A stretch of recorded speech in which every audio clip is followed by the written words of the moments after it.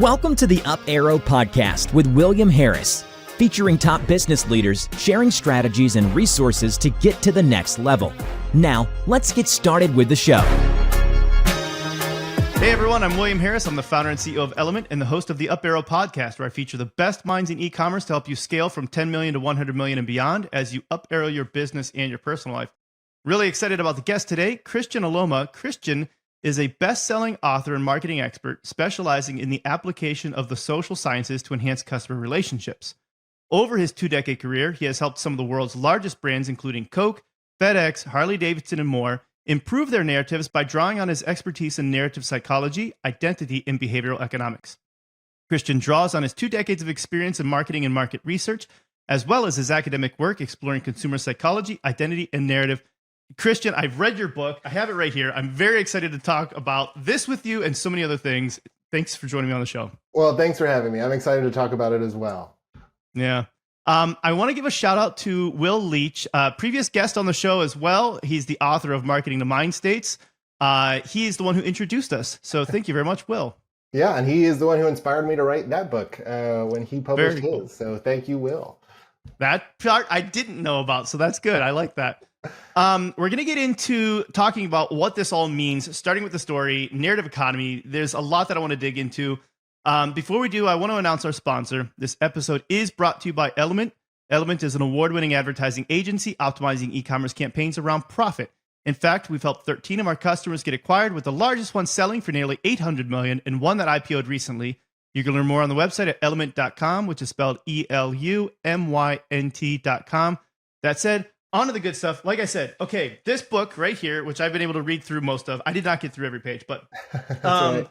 It's start with a story, brand building in a narrative economy. Yeah. Let's start there. What is a narrative economy? What do you mean by that?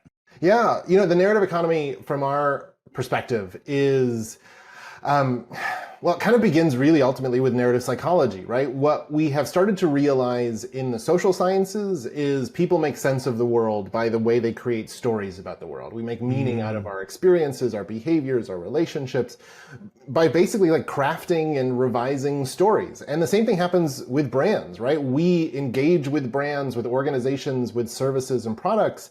And we make sense of that engagement by creating a story, right? Do I think I'm creative and so I buy Apple? Do I think I'm generous so I support this nonprofit or this charity? Do I think I'm an athlete so I buy Nike and Adidas and things like that, right? And what we started to realize is people don't just buy products or engage with services for the rational thing it provides. They do so because it helps them tell a story about themselves. And that's the narrative economy. We buy things to tell stories. And if we don't understand that as businesses, as brand managers, as marketers, then we're missing out like a huge part of kind of the relationship we have with our customers. That's very interesting. And I do see that there's like even stories that I tell about myself or that others do. And it's wild to think about. I'm excited to dig into that. We're going to get there in a minute too. Before we get too deep into the science of this, we're going to get into tactics, we're going to get into philosophies. Let's start with a couple of case studies about how understanding starting with the story has helped some brands. There are a couple that you had mentioned to me. Lulaloo was one. Yeah. How has this helped Lulaloo?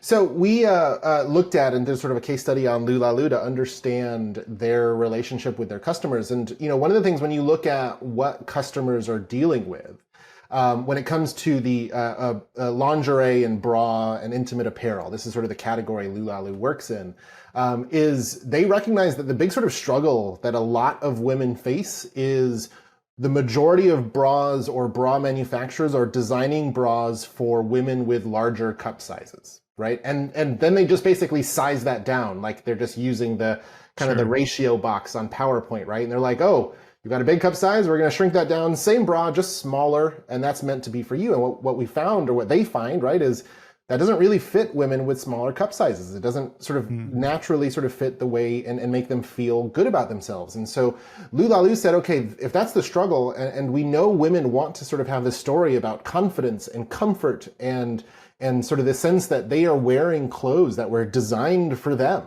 as a woman with small breasts.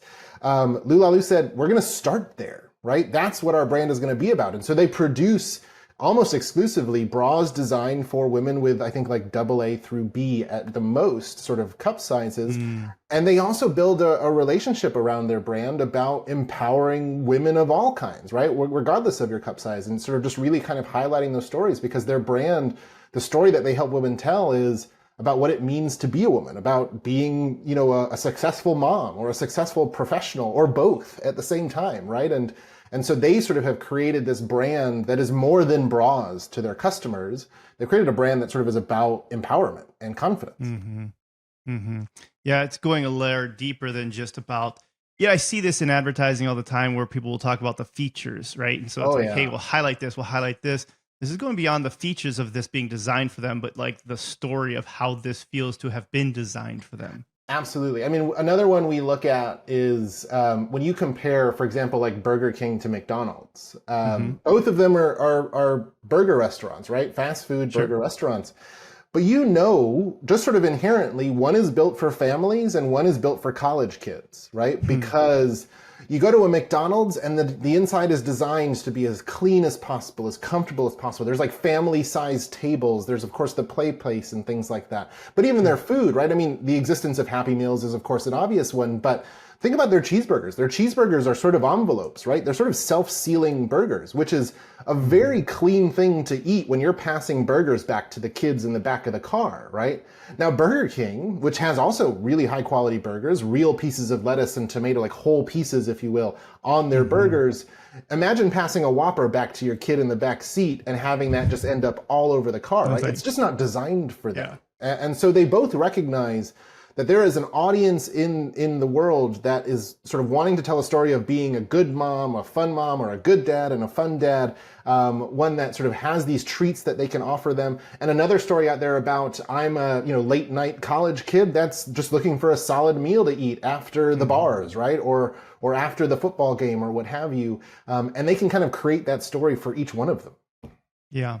So this is the positive side. This is how telling the story, starting with the story, can help. What about the flip side? Is there an example where you can say there was a brand that maybe didn't follow that advice and it worked out poorly for them? A couple I can probably share. One is, so there's always the sort of absence of story, which isn't necessarily doing it wrong. It's just not doing it. And the problem with that is you'll likely get customers, but they're not going to really sort of build a relationship or build the relationship you want to build with them. But when you do it wrong, there's a couple of things that can happen. One is you place yourself as the hero of the story, right? And you don't let your customer be the hero of the story. The one of my favorite examples I've seen in the marketplace was years ago now. This is probably 6 or so years ago, I think, in the midst of a lot of social unrest in North America, right? Around racial protests and sort of equity protests and gender protests, all these sort of different things that were happening around the country. And Pepsi put out a campaign that essentially sort of featured a protest, right? And it featured Kendall Jenner in that sort of campaign. Okay. And there's a sort of protest going by, and Kendall Jenner kind of gets swept up into this march or this protest. And it's, of course, one of the happiest protests you'll ever see. And Kendall Jenner is there, and everyone's gorgeous, and there's buckets of ice cold Pepsi around, as protests often do. And they come up to a line of riot officers. And again, the most friendly riot officers you'll ever see, of course, because it's in a commercial. And they sort of stop, and the one side is playing music and chanting, and the other side is standing there very stoically, just sort of saying, you can't pass. And Kendall Jenner has this moment where she grabs a Pepsi from the container, walks across the sort of picket line, and hands one of the riot officers a Pepsi. And all of a sudden he smiles and everybody's dancing, social justice is solved, peace on earth, all these sorts of things, right? That campaign got panned by audiences all over the world, and especially, of course, in North America online, because it sort of basically put Pepsi as the hero of this story, right? And a really sort of important story happening in America at the time, all of this sort of social unrest and protest and riot, and said, hey, all you guys needed was a Pepsi, right? Then we wouldn't have all these issues. Now, flip that over, right? And you can see how if you are placing yourself as the hero of the story, you don't make room for your customers' stories. And that's what's really sort of critical about that, is that it is the narrative economy, and they're the drivers of the economy, the consumers, right? Now, the other side, we worked with a brand many years ago, or in my previous life, worked with a brand called Honest Tea, which many people probably recognize and familiarize. And Honest Tea was known for its high quality, like authentic tea product, right? You shook the bottle and you saw tea leaves sort of stirring around in there, and it didn't look artificially colored. It looked like That the color sediment you was a good expect thing. tea, Yeah. right? Yeah. And so it had this real sort of authenticity to it. And I remember actually being in a session with their senior leadership, and I said, hey, no matter what you do, whatever you do, don't make soda. And the entire executive board started laughing at me because I didn't realize at the time, 2 weeks later, they're about to launch Honest Tea Soda. No.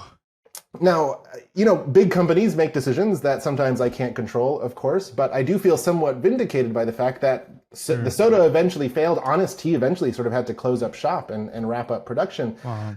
Because I think for me, the sort of point of that is there was a clear story they had in the marketplace, a clear story they could help their customers tell, and they kind of walked away from that. They attempted the best, right? It was meant to be more authentic soda, organic soda, pure soda, that sort of stuff. But it was still such a dramatic shift from who they were that it was hard for their customers to reconcile that story, I think. That's wild, because I almost wonder if this is a timing thing too. I don't know when that took place, but we've seen a surge in, let's just say, more authentic sodas like Olipop and stuff like that, and they've done very, very well. Do you think how much of this was timing versus story as well? Because it's like if they told that story today, would it have worked better for them? I think so, actually. I think timing is part of it, right? And this was, again, years ago, maybe a decade ago or so. And so if they had tackled that story now, it may have been a very sort of different place overall. And it may also have been part of, how they leveraged their tea story to tell their soda story, right? One of the things about that is that it's not just beverages. It's tea itself has a special ritual around it that soda doesn't, right? Soda is used for different reasons. It feels different ways, right? It tends to be more celebratory or more sort of an indulgence or a reward, whereas tea tends to be sort of a moment of meditation, right? A moment of rejuvenation, if you will. So it's hard to say, but I do think that the context is critical to stories, right? Context defines meaning more than anything else. And so knowing the context of that story is also absolutely key. Yeah, I mean, I'm thinking about stories in general. And, if you introduce a character that doesn't show up until chapter 8, but you introduce them in chapter 2, it can completely just derail the rest of the theme of the story. Like they couldn't show up until chapter 8. And so to that point, yeah, no, absolutely. Absolutely. So let's talk a little bit more about like some of the philosophy and what you've got here. One of the things you talked about when I was looking through this was developing your own UVP here. Why is the UVP important, and where do you differentiate from like, okay, the UVP is a good start, but don't print that, take it here. Yeah. For us, and the way we sort of talk about the UVP is really sort of how do you define what your story is, right? And we sort of kind of provide an acronym, obviously enough, that is the story as an acronym. And it's about defining the struggle in the marketplace, the tool or technology that you address or that you leverage, the objective of your organization, the rewards that your customer gets when they use that, and then the yearning or the bigger sort of emotional benefit of engaging and going through this experience. Now, we tell organizations, define that and hold on to that. That does not become sort of what you tell necessarily directly your customers. That is the narrative that filters everything you talk about, everything you communicate with them. And it's about mapping that out that really sort of clearly defines and this is where it fits or is sort of related to the UVPs is, your unique value proposition, of course, is sort of that like special benefit that you provide, right? What we try to tell folks is step back and think about the special relationship that you can have with this customer. And that's what the story framework lets you do. It lets you look at how our UVP helps us build a special relationship, helps us sort of do something that other organizations can't. Because unfortunately, as unique as we think our VPs are, right?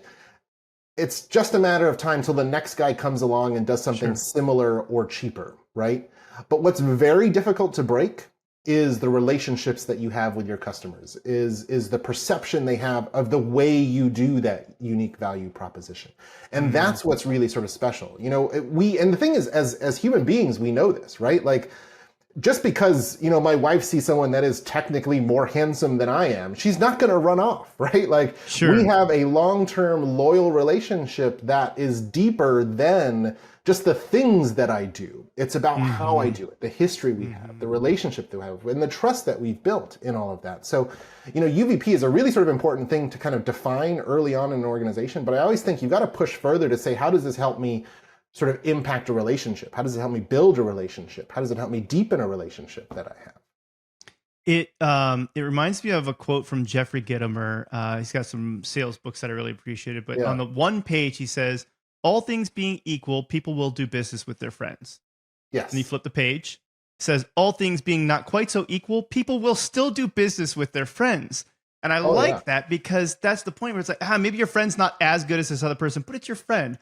Maybe they're a little bit more expensive, but it's your friend. Yeah. And as much as you can shift that relationship from a brand perspective, that helps, kind of like what you were saying.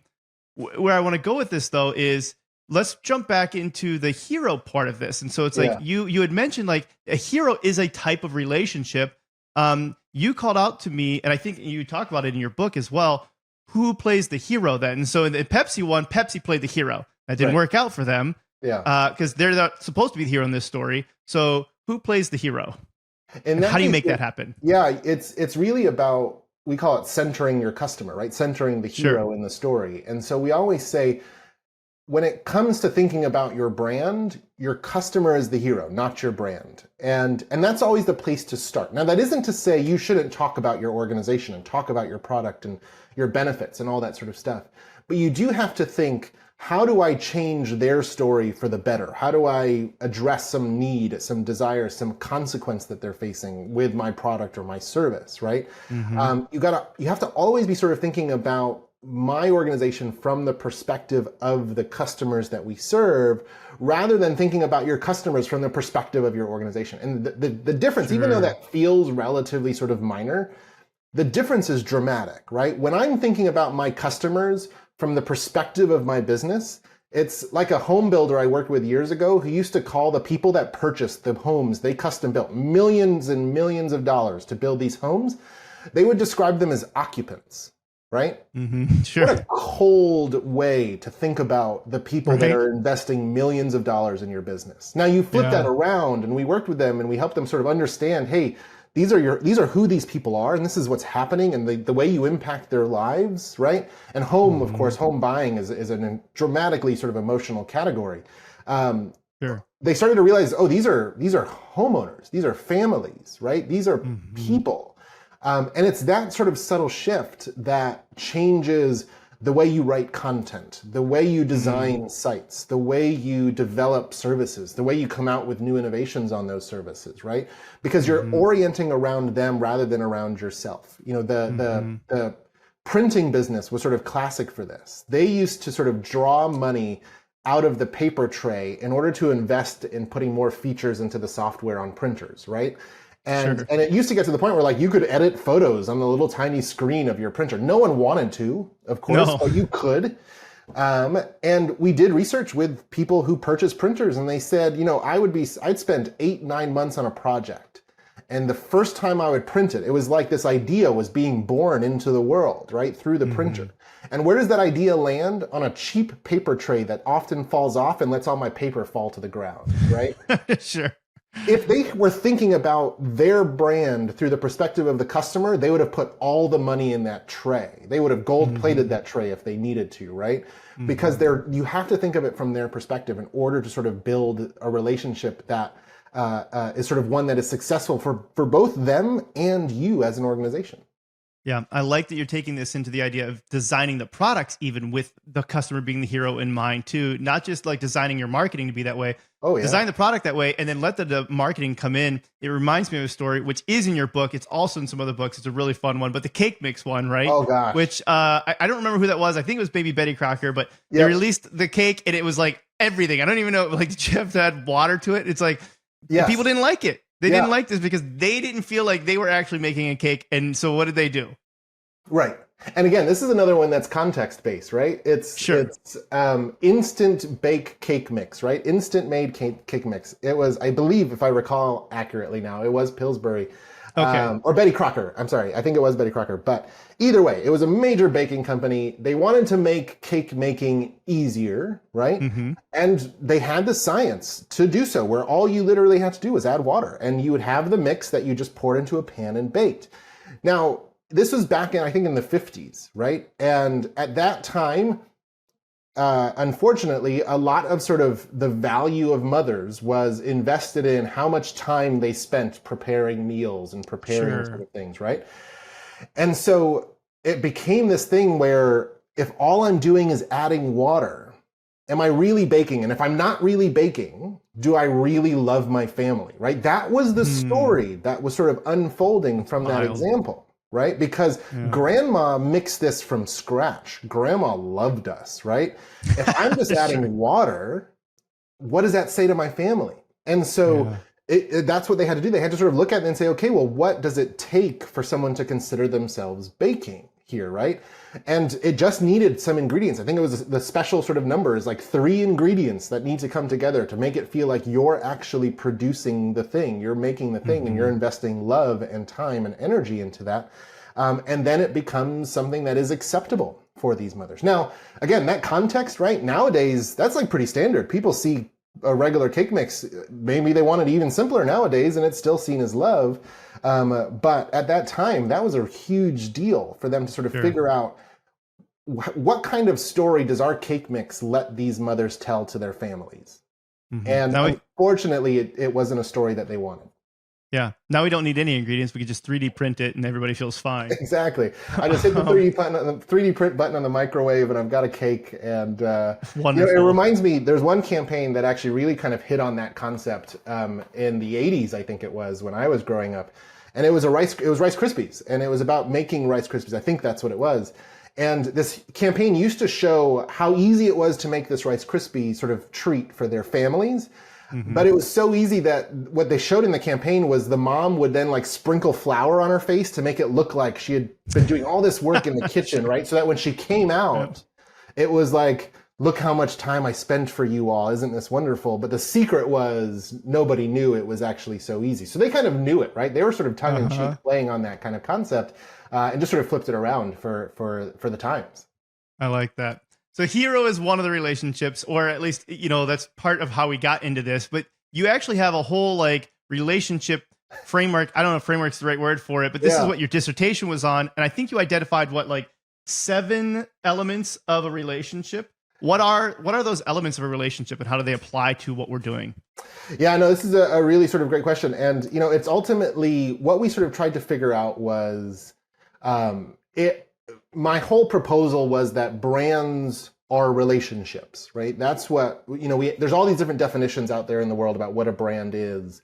But what it really comes down to is a brand is a relationship. It's a relationship between your organization and the consumer. So no one really owns the relationship, right? There isn't someone who can be like, oh, I've done X, Y, and Z, so now it's this kind of brand. It's, I've done X, Y, and Z. Let's wait to see how the customers respond. That's going to tell us what our brand is overall. And so, so in doing that, what I wanted to kind of really kind of unpack was, well, what if we looked at brands through the lens of relational psychology, right? Through the lens of interpersonal relationships. And what I identified and sort of tried to whittle down were sort of, it is, I think it's 7 facets or 8 facets technically of a relationship that help us understand how deep that relationship is. And it ends up with 7 potential relationships or levels of relationship that you can have with a person. So it goes from how frequently do you interact with them, right?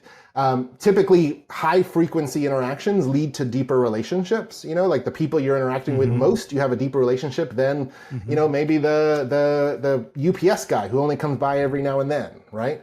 How deep is the interaction, right? How much of an impact does that interaction sort of, or what role does it play in your life? So your brand of toilet paper may not feel like that deep of an interaction, even if it's an intimate space compared to the brand of menstruation products that you're using, right? That's going to be a really sort of depth, it has depth to it.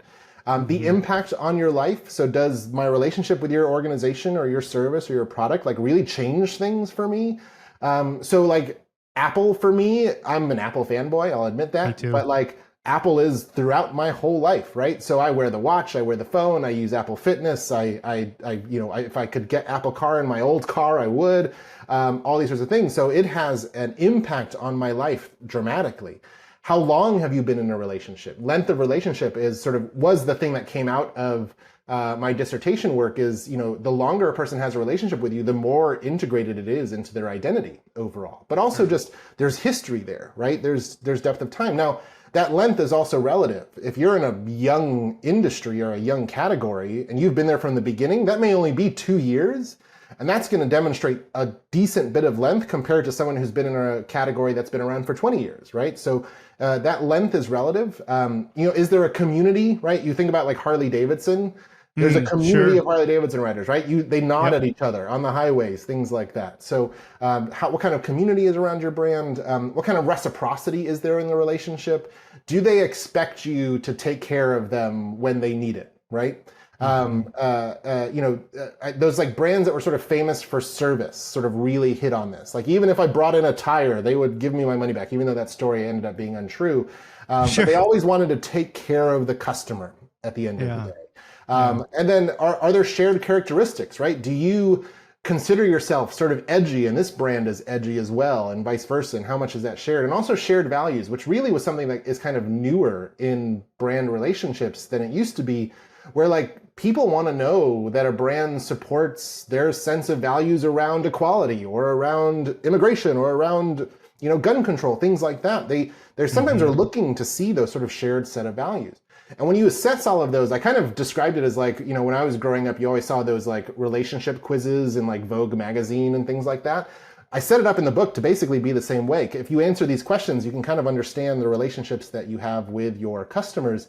And when you do, you can basically have sort of the basic level, which is what I call the familiar stranger. Like they know you exist, but they don't know you at all. Like the guy that walks his dog in my neighborhood, I see him weekly walking his dog. I've never talked to him. I know he exists. I give him the neighborly suburban wave that you do in the suburbs, and that's about it. He's a familiar stranger to me, all the way down to what I call the platonic soulmate, right? This is like the person who gets you. They understand you. They're like, you have weddings themed around it sometimes, right? People, again, Harley Davidson, which is just one of those brands that really hits on all of it, right? You see people buried with their Harley Davidsons, right? Like that's a platonic soulmate overall. And so those are sort of the relationships that you can kind of really map out. And not only map out, you can both understand where you are now, but once you understand those facets of relationships, you can then see what you need to improve on and focus on that, right? Like, can you figure out if they can use you more often, if you can be a sort of a more meaningful part of their life, have a greater impact in their life, or build a community around, Mini Cooper car owners or what have you, right? What can you do to sort of strengthen that relationship? And you don't necessarily have to be platonic soulmate to be a really great brand, but even just moving up a little bit improves revenue, improves stock price by dramatic amounts. If you saw me getting distracted for a brief moment, it was because I also had to get out. I'm also an Apple fanboy. Yes. Are you that Apple fanboy as well? We should have done this interview with our Vision Pro headsets on and just did it in the cloud, essentially. Follow up interview. Yeah, exactly. So talking about the different tactics with these relationships, one of the things that I would call out that is a very practical thing for brands to do in the DTC space, we deal with advertising. And so you'll find that a lot of times after you've purchased something from a brand, especially a DTC brand, the immediate next day, you're going to see ads for more things to purchase from that brand. That's the extent of the relationship building that has happened with that. Yeah. Now, sometimes they're doing a good job and they maybe will have an email that went out that was really nice. And they will have, in the packaging, it will be really great. And they'll have things that are going to build up the relationship there. But they forget that before any of those things are there, before they've read that email, before they have received the package to understand that you want to build a relationship with them, you hit them with another advertisement to buy something more. Yeah. Yeah. And so I would encourage brands. One of the things that we like to look at is put a small amount of your budget. This doesn't need to be a lot, because if you're still small, this is a very small amount of customers, let's say that it's 1,000, 100,000, whatever that number is, you can add those to Meta and to other advertising platforms, and you can do a reach campaign. So reach campaign, let's say the CPM to reach somebody in your purchase campaign, if it's optimized for purchases, $20, but the CPM in your reach campaign might be $2 to reach those people. Yeah. And that's all you need to do. And make sure that the ad that you have there is something that deepens the relationship with them, romance them a little bit. This could be talking about why the purchase they just made really is the best purchase they could have made because of how you're helping out the community, or because of how this tells that story, like whatever that can do to take that now into a deeper relationship. Completely agree. And I would even kind of push that further. You know, one of the things that I really love, there's a brand that I've been engaged with now for, gosh, probably the majority of my adult life, since I was, this is now, I guess, 20 years, I think, approaching 20 years, about the length of my marriage, which is going to be 20 years next year, called You Need a Budget, right? ynab.com, I think, is the sort of website. And one of the things I loved about their approach was they began treating me like a customer before I was a customer. It's a finance management website, like personal finance, budgeting and tracking and all that kind of stuff. And the first thing that they did, the first thing that got me to them, was they published a free ebook that explained their strategies for budget management, and said, even if you can't afford to buy us yet, which is what you would expect for someone looking for a budget management platform, right? Here's our approach so that you can hopefully get to the point where you can afford to use us, right? And I read their ebook and basically replicated their whole platform using Excel on my own. And for the first time, that platform got me debt-free. And for the first time, then I upgraded and have been their customer for 20 years now. And when I became their customer, what happened? They are sending me tutorials about budget management, right? It's not about buy the next service they have or the add-on or upgrade or what have you, though those come out as well, right? But it's constantly about how much more value can they provide me as a customer? Because what they're thinking about is, I want to keep you for life. I want to be in this relationship for as long as possible, because I know that even if you don't buy today, or even if you bought yesterday and you're not ready to buy again for another year, I want to be there in a year when you're ready to buy again. And it is, you probably know the cost per acquisition and cost per awareness far better than I do, because that's not my space directly. It likely doesn't cost them a ton to have that blog post published that tells me how to handle vacation budgeting when I'm trying to budget for a year, right? It is incredible how many times I have ended up telling other people, like I am right now, about that platform, right? I myself have probably generated $100,000 for them in revenue off of people and friends that I've gotten to sign up. I love that. What about brands that are trying too hard to create this relationship? What are things that are just don't do this, or, you know, this is taking it too far to being the creepy relationship? It's there. I'm trying to think of a couple of examples that have done that. And, you know, for me right now, it's Meta broadly is kind of doing that a little bit. So I'm an Instagram browser, right? I don't post that much anymore, all that kind of stuff, but they just keep feeding me threads, right? That they want me to click on. And if here's a thread that your friend posted that you might be interested in. Right. And I'm like, I'm not on threads for a reason, right? Like I'm literally on Instagram because I like threads obviously is like their counter to Twitter or X, I guess right now, right? I'm not on X because X to me is chaos, right? Like it's just not where I want to be. It's overwhelming. It's depressing. It's gloomy, all that kind of stuff.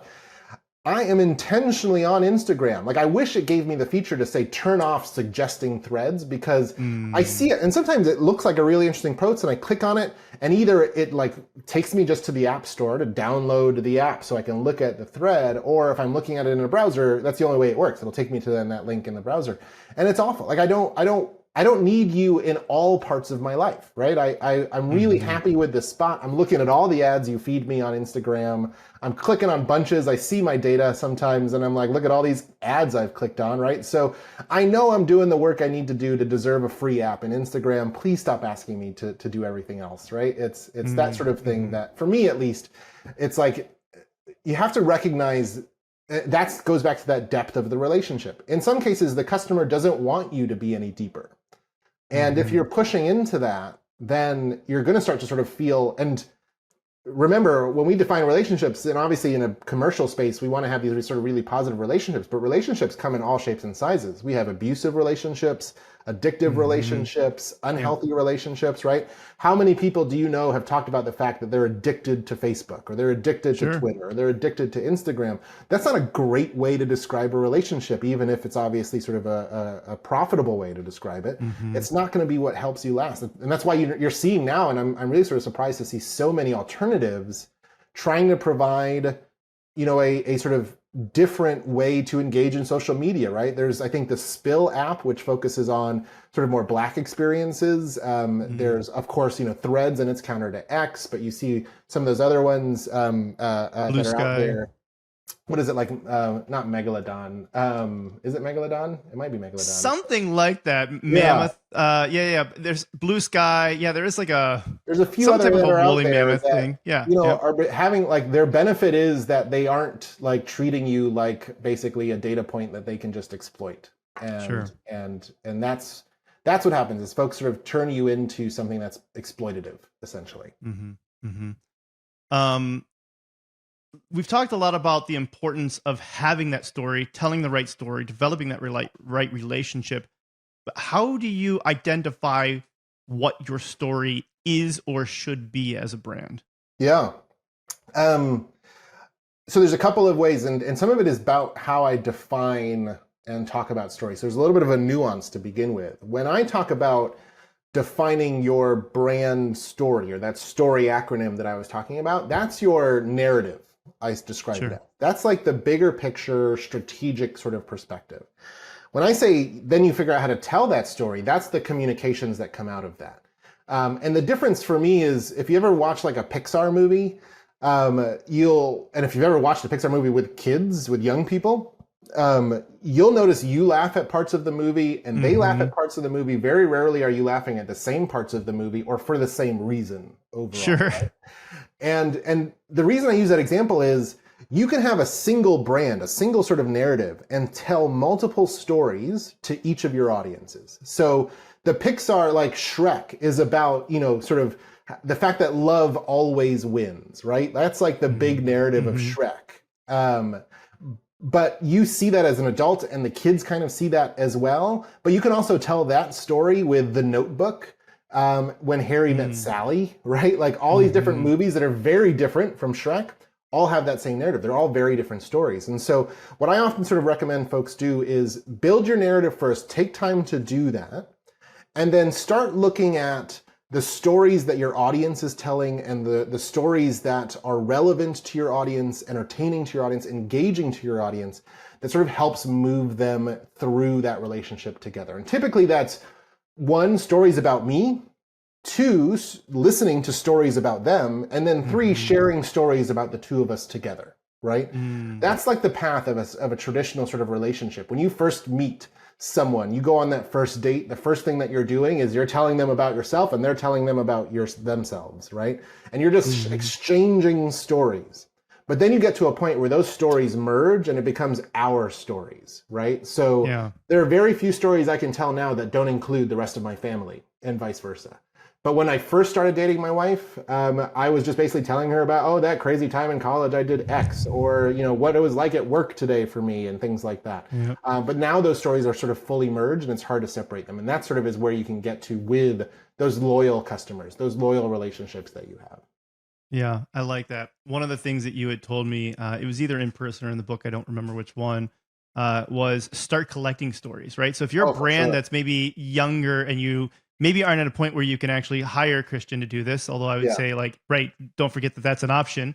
But if you're not quite there yet, read the book and then start collecting stories. How does that help by collecting stories, and what kind of stories should they be collecting? Yeah, you know, I was just telling this to a group at a workshop last night. Collect stories, because the stories your customers are telling are what really defines your relationship with them. And when you collect those stories, what the social science tell us and what advertising research tells us is testimonials are still the most powerful form of influence that we have. Totally. Human beings are most influenced by people who are like them. Typically their closest friends and family, but even if it's just someone else who's a suburban dad is on this commercial talking about a lawnmower they chose, right? I'm going to be like, yeah, I'm a suburban dad and I've got a lawn, right? And so I'm going to have this sort of immediate connection.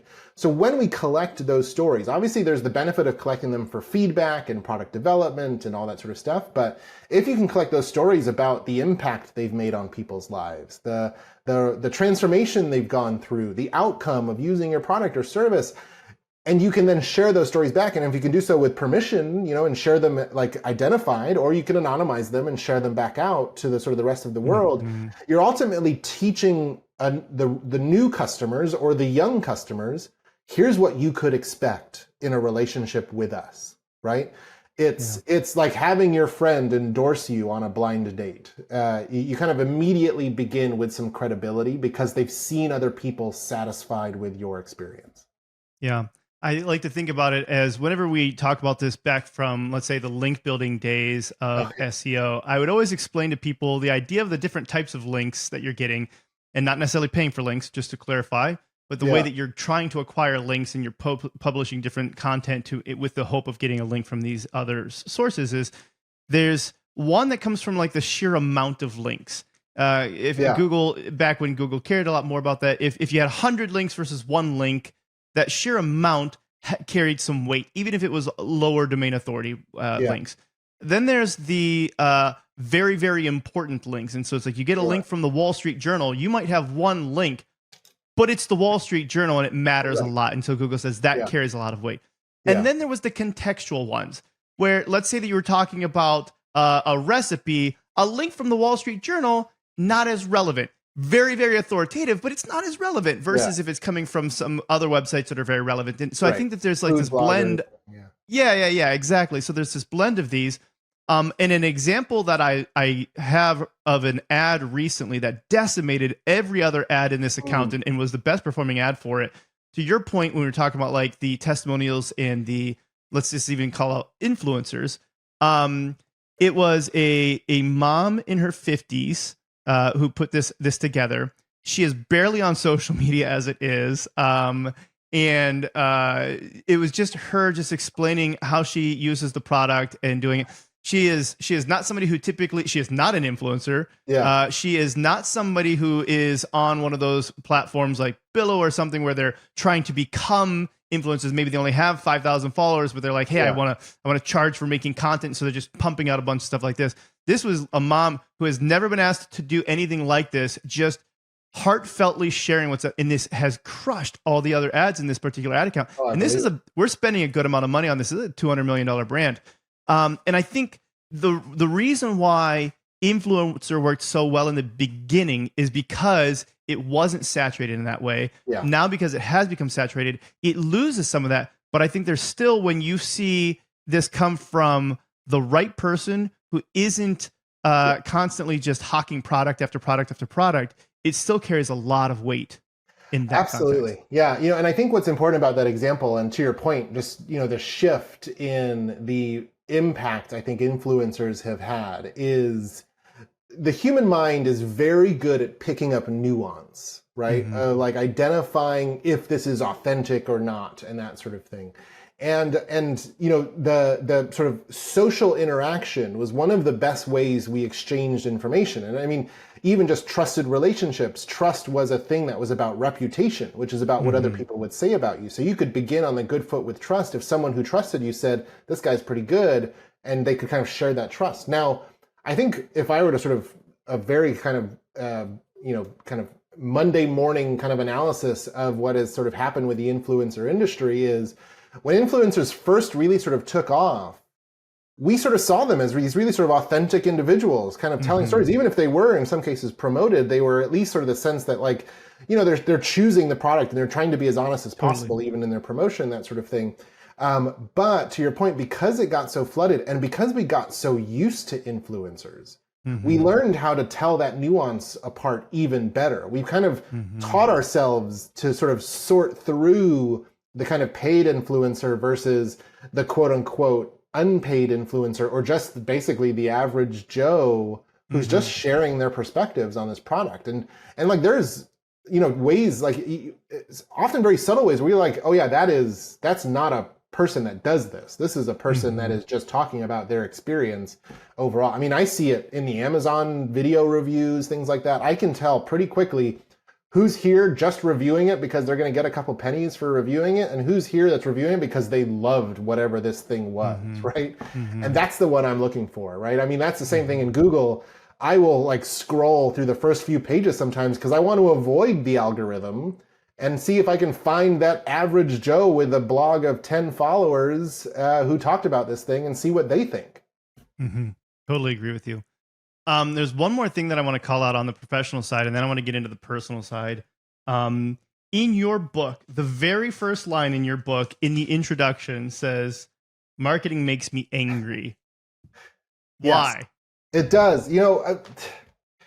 So many reasons. I mean, for one of the things that I think many of us know is the advertising industry, the marketing industry is one of the least trusted industries in the world, right? People think, I know, people think we're lying to them all the time, right? And I don't blame them. It's because a lot of people are. Yeah, a lot of people totally are, right? And and for me though, that can sometimes be the perspective of just, self-promotion, which can sometimes just be seen as, aggrandizing or dramatic or what have you, embellishing, if you will, which is okay. I think there's room for that. If I think I'm a really great one, I'm going to tell my clients I'm really great at this, right? And I might not have an official metric that sort of tells me that, but I think I'm pretty good. My clients think I'm pretty good. That's what I'm going to say, right? But what I've seen, and especially in the last 15 to 20 years, as the social sciences have become a big part of marketing, as we've talked about behavioral economics and behavior design and things like that, is we have started to leverage those insights to manipulate consumers, right? So, one of the big ones, right? The reason we have 3 sizes of most options is because most of the time we are psychologically biased to choose the one in the middle, right? Sure. And so what do some companies do? They create a ridiculous size, bigger than what they want you to buy, just so it becomes the middle one, right? Sure. And so you sort of see these things that sort of happen that manipulate folks into, hey, do you ever just, what is it? The one I hate is when dads are presented in commercials as like bumbling idiots that don't know how to take care of their kids. And what are they doing? They're trying to make dads feel inferior so that, you buy a product that can make it so that you don't have to worry about your husband, losing the kids somewhere, things like that.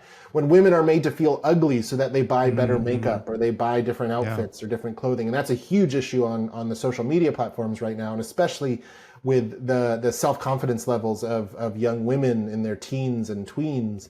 So it's those sorts of things where I'm like, I see those campaigns where they are using the insights that I have studied, right? Insights that I have shared to manipulate a person into buying something.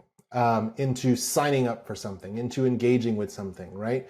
My favorite, when you look on the apps, and the big thing now is you see these ads for like this app, and they feature this video of a game, but that's not actually the game, right? It's just a video to get you to click, and it's actually something very different. That to me is manipulation, and that's why people don't trust honest, authentic companies out there that are trying to do the best thing for them. And so you have to sort of push harder. You have to tell these better stories because people are sort of starting relationships with most brands and most businesses in a deficit. They expect you to give them more than they're going to give you right off the bat, right?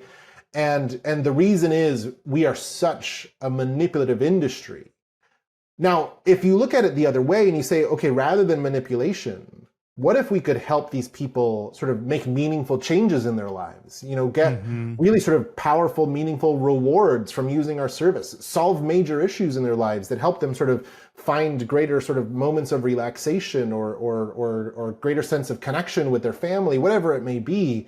When we focus on sort of doing that, on offering that to them, we actually build relationships with them that are going to be much healthier, much more positive, and last longer than the ones that feel as though they're constantly betraying their customers. And that to me is why marketing makes me angry so often, but why I also think there's so much potential for the marketing industry to do so much more, not just more, but more good in the world, right? To make an impact on the world that is truly sort of positive.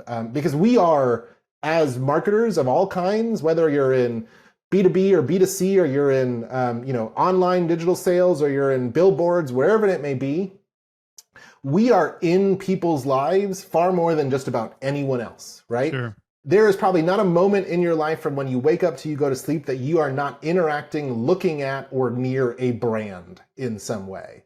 And so what do we do with all of that privilege, right? I think we have to have a greater sense of responsibility around the way we treat these customers and the way we build our brands. It's so good. It's so good. It's also so hard. So hard. There's constant demands for performance, right? Yes. And if you know how to do a magic trick, you're like sleight of hand. It's so easy to fall into that trap. Oh yeah. What are some practical ways that we could do a better job of being ethical in the way that we go about marketing? Yeah, it is tough, and it's going. I mean, and I want to say most brands aren't necessarily out there to maliciously manipulate their customers. Ultimately, I think it's about starting from the top down and from the inside out, and saying, okay, what does our leadership care about in this organization? Are we measuring and penalizing our organization on quarterly sales, annual sales, or 5-year sales, lifetime sales, right? Are we measuring the value of our customers based on how much they spend this quarter or how much they spend in a lifetime overall?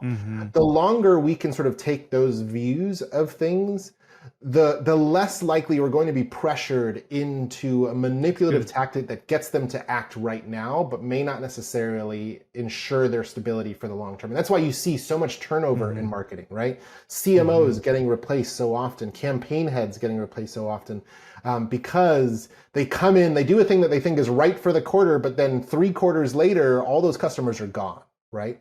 Totally. So that sort of is one thing. The other thing is just about like taking a step back to say, okay, I often use the, would I be pissed if someone did this to me, or would I be pissed if someone did this to my child, right? That's good.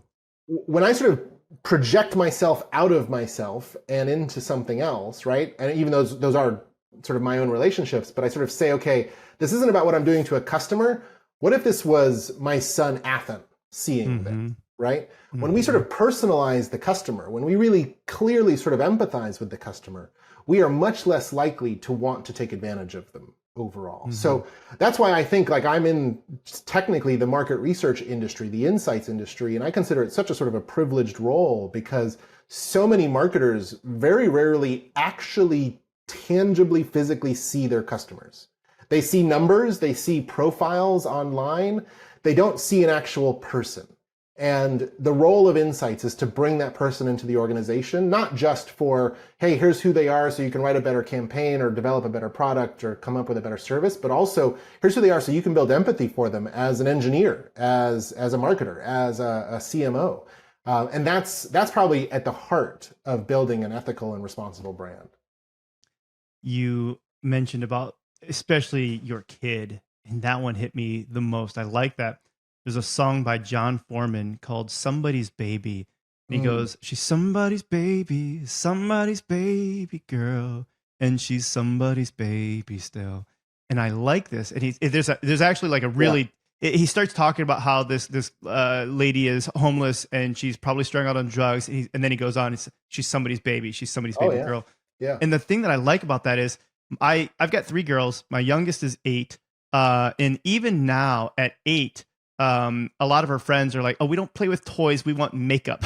We're just like, it's ridiculous. For some reason, these 8-year-olds believe this lie that they're not pretty enough without makeup or fancy enough or whatever this might be. And so I can see the point of what you're saying where let's even go beyond the 8-year-old. The reality is like the 40-year-old, she's also still somebody's baby girl. There's still potentially a mom and a dad who are like, oh, I want my baby girl to still feel beautiful. She doesn't need that. And so thinking about how that is manipulative to a kid can help you maybe better understand how that is towards an adult. I think that's a really good call out. Years ago, when my son, 6 years ago, when my son was 10, he told me advertising, or he said it's called marketing, ads, the best way to annoy people into buying your stuff, right? That was his perspective at 10, right? Sure. Like, and this is a generation, they weren't raised with televisions. They didn't get Netflix till they were older, like, or even with Netflix, they weren't getting commercials very often, but he already knew what traditional advertising felt like. And it was about just basically annoying the person until they do it. And I mean, we all see it, right? How many times do you go to read a newspaper article online and the drop down ad covers up half of it? There's a pop-up playing at the beginning, a video pops in the middle, shifts all the content. I just want to see the ingredients. Yeah, you're just like reading an article in like a box the size of a matchbox and just like scrolling through that between all the ads. I mean, we don't think about our customer as often as I think we should in designing these things. Yeah. So moving from our kids to you as a kid, let's go into the personal side of who is Kristian Aloma. Sure. You're first generation American. Yes. Tell me a little bit more about your childhood and how you think has helped shape you to be who you are. Yeah, so I am. My family is Caribbean. My mother is Jamaican. My father's Cuban, and they were both teachers in Jamaica before moving to South Florida, where I was born. And it was, sort of the kind of story of wanting to sort of make a kind of a better future for their kids, right? Looking for opportunities that we wouldn't have had necessarily growing up in Jamaica at the time. And so that meant they both were looking for jobs teaching. It took a while for them to do that. My father was a security guard and he was awful at that. He loved to bake, and so he started a bakery and a catering business, and so he was doing that. So there was always a job, right? I remember joking with like my friends, my job, I started working when I was old enough to look over the counter of my father's sandwich shop and hand people cookies for 50 cents, right? Nice. Like, that's when I started working. And when they would pay me, I would take the quarters and run down to the arcade in the mall and play that and then come back and do it again, basically, right? And so what was always sort of there was ownership, business ownership, entrepreneurship, right? And really sort of entrepreneurship and kind of it's before the .com era, which was like starting a business in a community that served the community, right? Entrepreneurship nowadays is ultimately sort of oftentimes about tech startups and exit plans and all that kind of stuff. But this was like small business ownership that was about building legacy and about building sort of a foundation in a business. So I always saw that happening in growing up, right? Like even when they became teachers, there was still the sandwich shop and still the catering business and all these sorts of things. And so I always knew I wanted to sort of do something like that. But I was not a chef or a baker by any means. I loved business, but I also loved the creative arts. I loved performing and I loved theater and I loved writing. And so advertising was like the perfect mix for me. I was like, oh, it takes creativity and applies like a business model over it. And that was really appealing to me. And so that's what started my career down sort of into the marketing space. But I still always had that itch to be like, I want to define this for myself. I don't want to sort of be beholden to someone else or operating someone else's sort of frameworks or models. And so finally, I'd gotten my PhD. I was about to finish my PhD and started my company called Threadline. And that was 7 years ago, I think, to this point. And it was this really sort of interesting moment I had because I was like, okay, I'm doing this thing that I've seen my family do for so long in a different scale, in a different space, in a different sort of platform.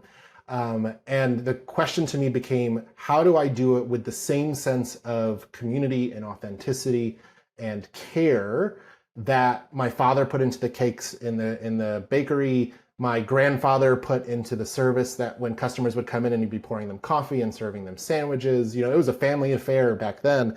And they all really cared about the people that came in. And so how do I do that in a consulting business, right? And in a business where you talk to other founders and other owners and the main conversation is, how much did you grow last year and how much are you growing this year? And I'm like, how happy are your customers, right? Like how many customers came back? That's what I want to know. Like what are they saying about you overall? Because for me, as long as I'm paying the mortgage and saving for college for the kids, like that's enough. I don't need to sort of have an exit plan and become, a Boston Consulting Group of market research or anything like that. I just want to do a really good job and provide value to my clients. And it was in sort of going through that and doing that, I had this really sort of interesting moment because my grandparents passed away, and we had like their stuff in the house and whatnot. And I was visiting my parents back in South Florida, and I found this box in storage, and it was this small box with like red and white stripes, and on the cover it said Phil's Socks on it, like in a branded logo thing. Mm-hmm. And I asked my father about it, and he said, well, when my grandparents were in Jamaica, they owned a clothing store, like a clothing manufacturing. They made clothing, and one of the things they made was socks. And my grandmother, whose name was Philomena, wow, her name became the brand of socks that they made. It was Phil's Very Socks cool. overall. And so this like sock box, because I guess socks were sold in boxes back then. This is, the 60s, I guess. Sure. This sort of beautiful looking kind of retro sock box was the first brand of my family. And here I am now basically running an agency that helps build brands, right? And so it was just like full circle back to my Jamaican Lebanese grandmother, of sort of being the first brand of our family. And I've sort of picked that mantle back up and sort of kind of kept going. And that again was sort of where it all started, where the sort of sense of not just running a business and not just running a business that does market research, but how I run this business is what's sort of most important to me. That's a wild story. And what a legacy. That's really cool that your grandma started this business and sold that. You're talking about cakes. I can't help but now say this. Made me hungry, so me want something from yum. Would you get that if I say that? If you want what? Me want something from yum. You want something from yum. You want right? Yeah, Jamaican from hungry, man. There you go. That's right. Yeah. So, I mean, I don't know if you have background in Jamaica, but I mean, if we need to code switch this interview into a Jamaican accent, you'll beat me pretty quickly. I've been to Jamaica. Buddy of mine was from Jamaica, and so I used to have him teach me all kinds of things just so I could sound a little more authentic. Yeah. If you want to, you have to yam it up. You have to get some ackee and saltfish and really do it up right, But I mean, it's. I do miss the accent. I miss Jamaicans in general. There aren't a ton of Jamaicans in Chicago, in the Chicago area compared to South Florida, of course. But we try to go back, and we want to take the kids back more so that they can kind of get exposed to that because it's a beautiful island, and we used to go every summer when I was a kid, and so I was surprised hearing it come out of your mouth. I'm not gonna lie, so it took me a moment to kind of catch what you were saying there for a sec. But no, that's okay. I code switched back into it. So well, and then you took it way further than I can go. Yeah. There's you talked about how you like the arts and everything too. One of the poems, I always like asking people like if there's a quote, and you're like, not necessarily a quote that I love to live by, but a poem. Yeah. And the poem that you brought up was "If" by Rudyard Kipling, right? Yeah. Take me through a little bit of this poem. You don't need to recite it unless you have a part of it that you want to recite, but like, why do you love this poem? Why is this a poem that you live by? So if the poem itself is one that my mother gave me a copy of when I graduated college. And if you don't know the poem, it's a poem that goes through a series of ifs, essentially. And in the end says, if you've overcome all of these things, then you will be a man, my son. And so it was this sort of like crossing of a threshold that my mother kind of connoted to me. And the things that were so powerful about it and that I still carry with me today, and there's sort of, I think, 4 key lines, but it's a beautiful poem from start to finish. But one is, if you can meet with triumph and disaster and treat those two imposters just the same, which talks about whether you're having a great deal of success or you're failing, which all of us are going to do do you just keep going, right? Those two things are the same. They're imposters in our lives. It's not about whether you're triumphing or you're having a disaster in your life at that time. It's about the way you're sort of living through that life. So that line always sticks with me. If you can meet with triumph and disaster and treat those two imposters just the same. And then the other one that I actually have on my little bulletin board over here as well is really sort of about my own sense of self-confidence in running a business. Because if you want to test your resilience and mental health, start a business, right? Like if you want to test your sense of confidence, start a business. And the line says, if you can trust yourself when all men doubt you, but make allowance for their doubting too, right? So if you can believe in yourself well enough, but also not sort of ignore the feedback that you get from the world around you, that is sort of what success really is. That sort of is how you kind of navigate the world in a really successful way. So that poem is a poem that I reread probably once a year at least. I share sometimes with my coworkers at annual meetings and things like that, because it's one that I think is one that is really about sort of resilience and confidence and just sort of authenticity, essentially, in being who you are. I got goosebumps when you read that second line, especially because as an entrepreneur myself, it's like, oh man, so true. Yeah. That's good. What about what's something that makes you cringe in general? Is there anything that you're just like, I don't think we need this product, it's dumb, or this?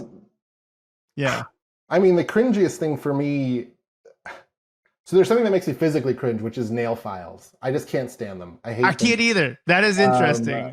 Yes. My family knows to not nail file around me, that sort of thing. But misophonia. Are you that way with any other sounds? No, I don't care about any other sound. Yeah.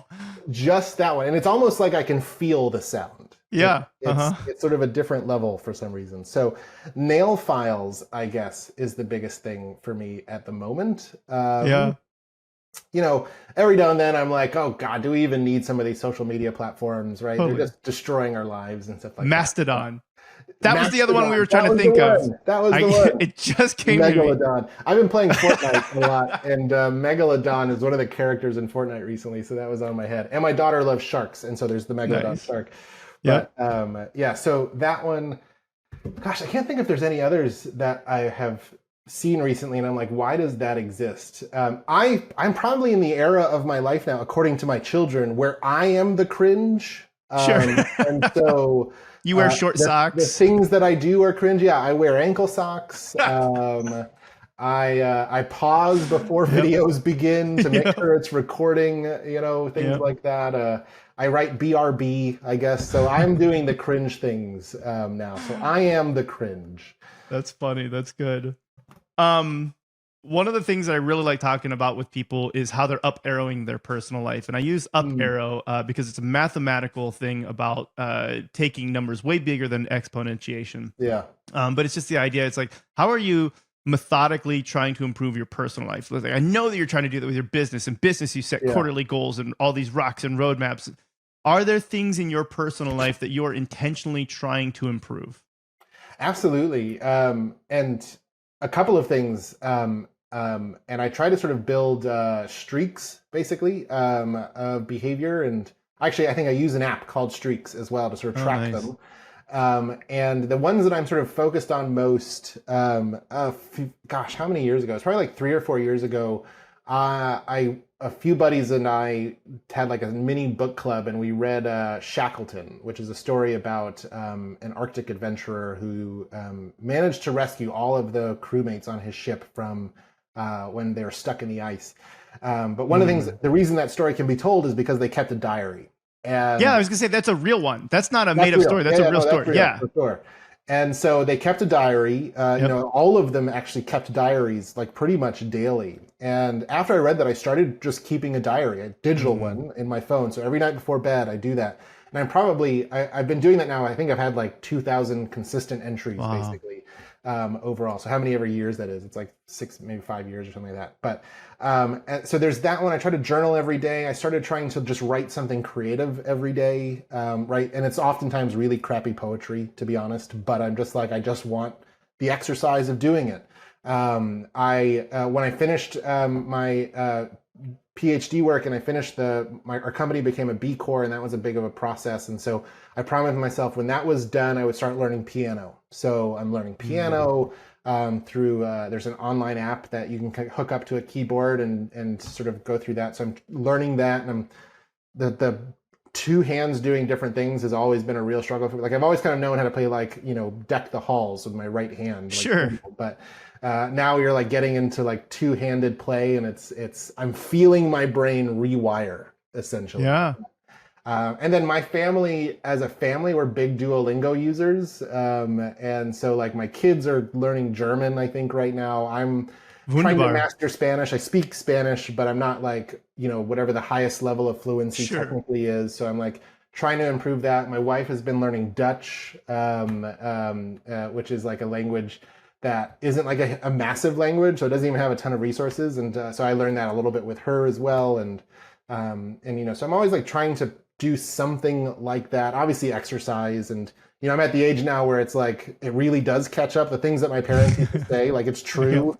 I can't not exercise if I want to basically just feel good. And so I'm trying to like keep exercising. And we actually just started last week a family competition to see who closes our rings the most number of times over the next month. Very cool. And whoever does gets to choose like a weekend adventure, basically. And I think I'm in second place at the moment. My wife is dominating right nice now, as she does. But that's that's a whole lot of things that you're being very intentional about, all of which I like. Also love Duolingo. The one that I'm going through right now is Italian.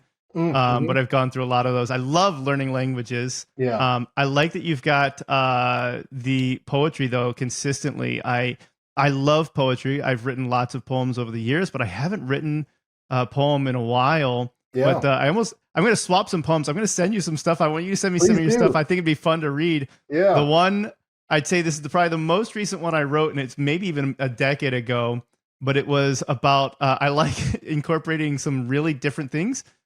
So this one is about a disease called bovine spongiform encephalopathy.